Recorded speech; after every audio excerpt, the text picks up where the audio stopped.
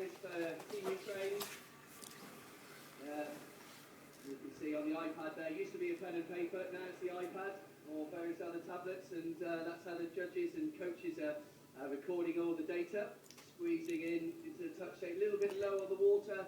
Again, maybe that 10.5 metre board would have been handy, but unfortunately it's just a 10 metre board. Scrappy on the finish. Yeah, not a great day for the Ukrainian girls. Now I look back at their succession of scores with any great fondness. They finished with 65.28 and would succeed in 6 and 7s. It isn't really world class, and they are likely to be, and certainly will be, at the bottom of the pile.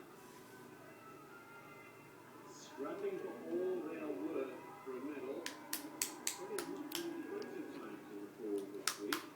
In the swimming or the diving. Seems like to change, possibly could change here. Bug now Wiggins. Talkie. And then with a back 2.5 somersaults, 1.5 twist for Australia, 3.2.